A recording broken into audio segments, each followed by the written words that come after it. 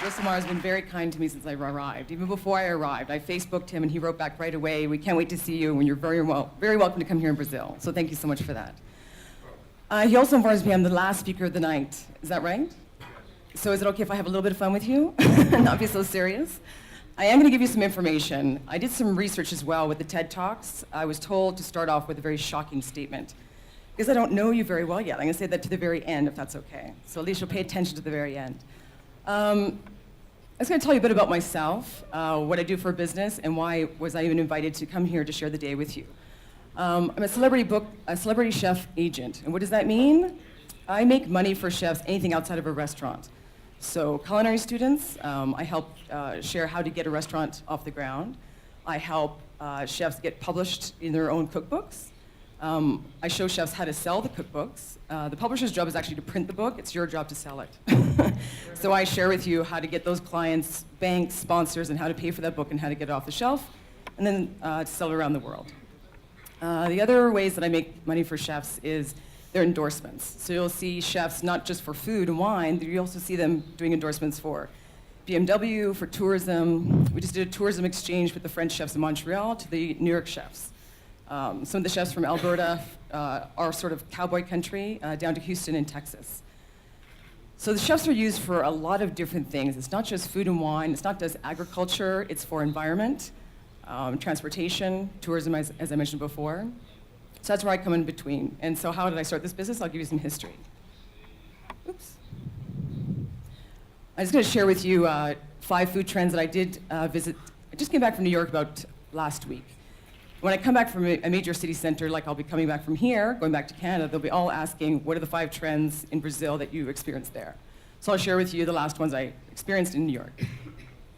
I'll tell you who Chef Network is, innovation industry, and I'm going to ask you for a big favor at the very end, so please pay attention. My background, I was born in a pig farm. My parents, is about 10 acres on the west coast. It overlooked the ocean. It was beautiful, absolutely beautiful. The people I went to school with, they were city kids, so they didn't understand.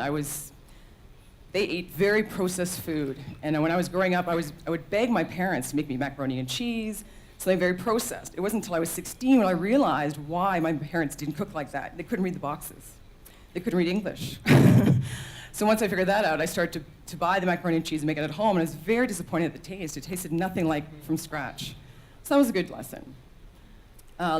Eating local, eating organic, recycling, that's how I was raised. It's so funny to see the trends of the chefs now having relationships with the farmers with agriculture. That's how we were raised. We respected the land, the farmers just as much as we did lawyers. There was no level of,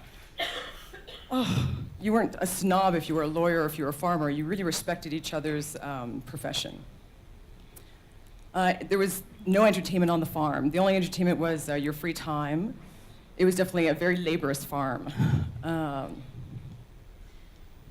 parents taught me early on to respect the earth. That was just a given. There was so much labor involved in raising the pigs or tulling the hay or weeding the peas. It was so labor intensive. I wouldn't even think of wasting a little pea on my plate or the bread that my mother slaved over all day. It just never happened. So when I see other people waste food on the plate, I think there's a huge disconnection of how much labor is involved in that.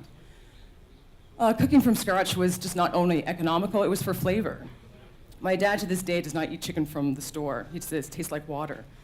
He eats quail, pigeon, a whole wide range of bird. And I learned very quickly that when I became a university student, I would watch my other university friends cook, and they would just take, chicken breast, for example, that tastes like water, and infuse flavors all the time. Where if you got a very good quality chicken, the flavor comes from the chicken first, then the spices to bring out that flavor. Very different cooking. With cooking from scratch, there was always an exchange of ideas. So whether you were 2 ladies in the kitchen, or you were 2 gentlemen that were making the dried sausages from the pig farm, there was always exchanging of ideas and trying to get better flavor, better sharing. That's when I first started to have that conversation with chefs. I really engaged in their personality, their passion in food, the relationships that they're building with the farmers. I found that quick connection right away. I really liked that in my background. So who is Chef Network? So about 15 years ago, I started a speakers bureau. A lot of people don't know what a speaker bureau is. A speakers bureau is an agency that books authors, presidents, Olympians, a whole host of different personalities. Once in a while, we get a celebrity chef, and I really engaged in their personality. I enjoy the personality, very much so. Once in a while, a celebrity chef would come in, and they'd do things for increasing the salmon farming, fishing in Canada, or the tourism from America to Canada. Finding a voice with the chefs and then sharing that in the corporate world, that's where I come right in between. And I was born, so now I have 2 offices, one in Toronto, one in New York. And over 2,000 chefs that we take care of. Probably a third of them go out to events similar to this. Another third are within their own countries, their own cities, and the other third are chefs trying to vie to get that stage presence and to travel the world sharing their message. Probably about 5 years ago, the energy with Food Network, I'm not sure what the food channel here is called, but the energy of people watching the celebrity chefs, it went crazy in our office about 5 years ago. We had 2 offices, one that did the Hudson New York media, other types of personalities. We had a little boutique office called Chef Network, and within 5 years it just went kaboom, and that's what everyone called for. And again, it wasn't just for food and wine festivals, it was launching new cars, new banking systems. People understood that chefs were not becoming just celebrities, which I tend to not like that word. I prefer brand ambassador. They're brand ambassadors for food and lifestyle, that's what they are.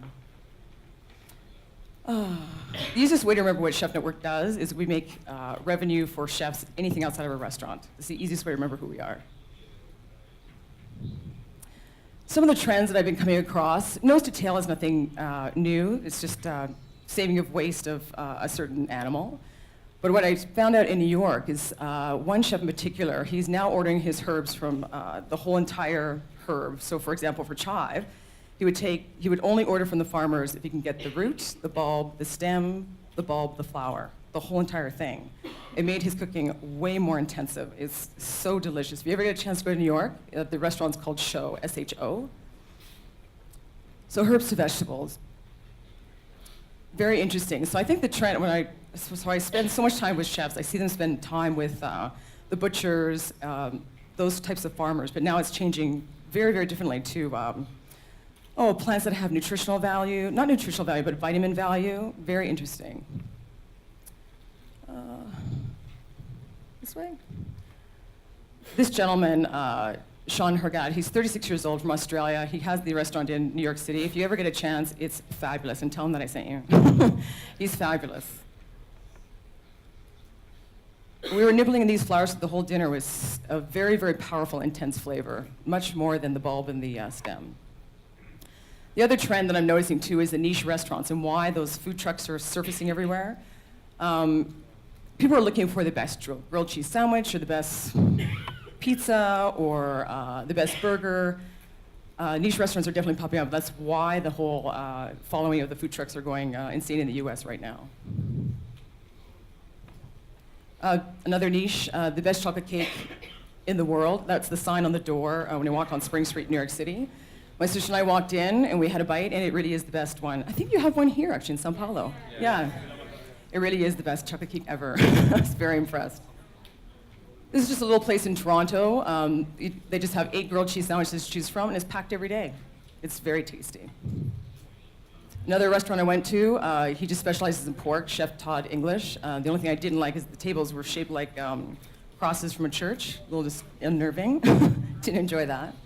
Hooked, it's also getting into retail. So as opposed to going to your grocery store to buy everything, one-stop shop, now you have different shops throughout the week. So just down the street for me, just opened up Hooked. So it's fish that you can buy, sustainable fish, and it's only caught by the hook, not the net. It's very expensive, very delicious, and very busy. Another one is everything is becoming carbonated. Ice cream, pancakes, butter. Everyone's putting bubbles in it just to, I guess, entertain the customer. It's not adding the flavor. This is really interesting. I do have the best job in the world. I truly believe that. I get to work with the chefs, but the other side of it is I get to work on the consumer side.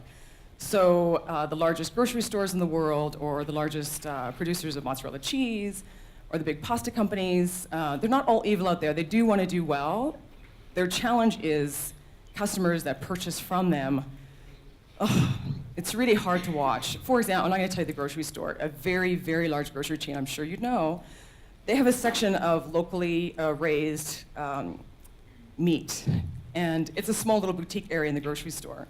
And I just heard they signed a 20-year deal with an American cattle producer. I was so hurt. I thought, why not Canadian beef, or why not a local producer for half of it? And they said that little section, the organic section, has lost money for the last 5 years. So they just signed on the 20-year deal with Cargill beef in the US. That's hard to watch. But it's all consumer driven. So it's a really hard argument. They want to be profitable, but they're also rewarding what the customers are asking for. It's tough to watch. The changing of the wording. Another thing that happened to me before I came here. I went to a meeting with the Italian consulate. Very interesting how the whole trend is going with eating local and getting to know your farmers around you. People who are importing into your countries are very aware of this trend. So beware. They're actually working against a lot of the messages I heard tonight.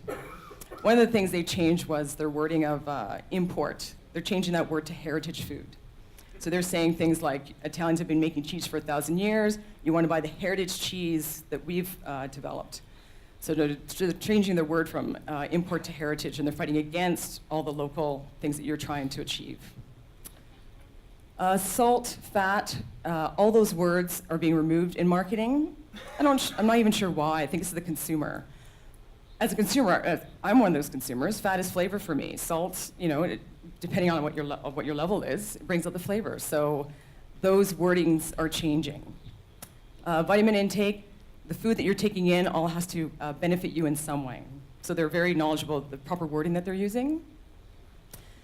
Pharmaceuticals are probably 40% of our business. And people don't think that when they think celebrity chefs and craft foods or anything else. But the pharmaceuticals are driving a lot of decisions out there. So as you talk about buying local, organic, you have to involve the pharmaceuticals because they're watching and they're making big decisions.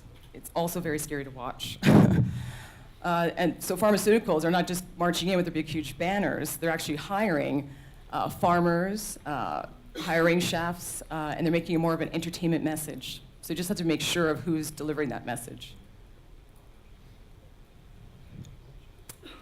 Innovation seems to be the key to success in all the businesses that I deal with, whether you're the largest grocery store in North America or you're the farmer like my mom and dad. It's their innovative ways that are really changing everything. Cheese producers in Canada, another wonderful thing that's happening. Little boutiques got together because they belong to a larger, let's say, I think there's 100 cheese producers in a small little area in Quebec. They all joined together and they've changed the government rules. So really banding together, the farmers banding together, the cheese producers, it does work. It does work. Our mission statement is to be successful, make money, like every other business. To be the powerhouse in innovation, focused on the consumer. An innovative organization helps its people see that there are many types of innovation and we can meet regularly with our best chefs around the world to engage in this conversation. Another reason why I find this job so lucky is all the different types of chefs I've been able to have a conversation with. Even the ones here yesterday and today, I've learned a lot myself. Innovation, it sounds like a big, large word, but it's not. And people think of innovation as like a large company. It could just be a few people. It could be a few people. I've seen inside of a restaurant, the kitchen, working late at night, I've just seen little kids get together and just come up with an idea that maybe the owner didn't have time to think about. I've seen a lot of ideas sprout from there. An innovator always faces a different opinion, either within their own organization or their kitchen from outside. There was another speaker here on the stage, a few speakers before me. To be innovative, you really have to stand your ground. It's not easy, definitely not easy. Speaking to such chefs in the audience, to lose your conviction under these circumstances is extremely dangerous. I see chefs go out with lots of conviction and then quickly change their mind, whether it's the consumer saying, no, I don't want to have local purple carrots, I want my orange carrots. So just educating your consumers is the big key. What prevents innovation? Fear and complacency. Staying where you are out of fear of failing or fear of placing the wrong bet. Sounds like dating somewhat. Very similar. It comes from the trenches, not from the sky. Innovation does not come from a big, beautiful office. It comes from the trenches. It's not based on some great idea, it's based on clear and strategic purpose. At the same time, one must have the guts to encourage themselves and others around them. That's one thing. If you're going to be innovative, you have to really encourage your people around you. I think you were talking about your team. I really liked hearing you say team. That's a very different language. I like that, very positive. There are three types of innovation. There's incremental, breakthrough, and quantum. Sounds fancy, but I'll go over it really quickly. Incremental innovation, a grocery store is a great example. So focusing on the existing products that you have, if you have the restaurants right now, changing the menu 4 times a year, so that's just being incremental. Breakthrough innovation is to really change how consumers are thinking, really wow them. I'm just trying to think of an example. I haven't been to a grocery store here yet. That's one of my first visits every time I go to a different country. One of the things that happened in Canada, the grocery chain came out with their own private label, and that's probably not so surprising. But the private label they came out with was actually a better quality and less money. That usually didn't happen hand in hand. Usually they come out with their own label, and it's worse quality and low pay, which we were fine with, but they changed their thinking. Quantum innovation is the big wow factor. Very, very rarely happens. You really change how consumers completely see a product or service. The iPad is a great example. I was talking with someone in my office. I said, why am I getting this iPad? She said, because it's fun. It's not useful. I'm thinking, I don't need another toy. All my technology is for a purpose. It's for a PowerPoint or for Skyping or whatever. And she said, no, you're just getting it for fun. I just couldn't wrap my head around that. So iPad is very unique in that way. That's why they built it. It's for fun.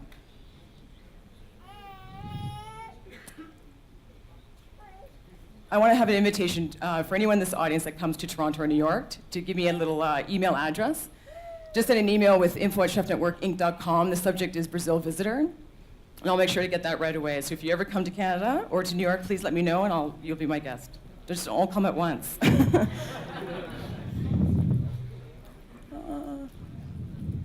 have a big Canadian favor to ask all of you. Let's see. Yeah, the organizers of TED told me that they're a great network of quality people here in attendance. And by the way, I've been here for the last couple of days, and you guys have been very, very welcoming, so thank you so much. For this reason, I ask for your help. I'm very successful in my profession, an innovator, if you will. I think one of the other chefs mentioned that his only successful relationship is with food, so that's me. Oh, you're actually reading that? Okay, here's your shocker. You ready for your shocker? So this is my personal dating card. And I'm gonna read it to you because it's very small. I asked my assistant why they printed it so small, and he said because he didn't want an old man to read it. Did you want me to read it? The first one is a quote just underneath. Oh, you're all reading it ahead. Wait for me, wait for me. The first note is, the first note, you have to pay attention. The first note is no liars. For whatever reason, men have this need to lie, and I'm just exhausted and tired of it. 2 pieces of valid government ID. The men are actually lying about their last names. It's really impressive. Divorce with paperwork. Every man is married. Every man, whether you're separated or whatever, they just don't have the paperwork to show it. Minimum 6-figure income. I don't need your money. I just want to make sure that your bills are taken care of. That's the only reason it's there. Active Facebook account. That's a very interesting one. So if I'm out and about with a friend and a gentleman introduces himself to me, I say, oh, I'd love to have a picture with you for my Facebook. And then right away when they back off, I know that they have someone in their life. So that's the reason. Does not wear socks, or yeah. Thank you. He was 26, I can't believe that. Anyways, that self-explanatory. No kids, I've tried it 3 times, it just doesn't work. Not living with parents, this is very popular actually. Probably 90% of the gentlemen I've ever met have been divorced and they go back to live with their mom and dad. That's very popular. I don't know if that culture exists here in Brazil, but it's prevalent in North America. Vegetarians need not apply, and if you adhere to the above criteria, and by the way, I have not found one person to fit that list. Please contact Jeffrey, which is my assistant, and he sends me he pre-screens you before you get to me. Thank you very much. Muito obrigado.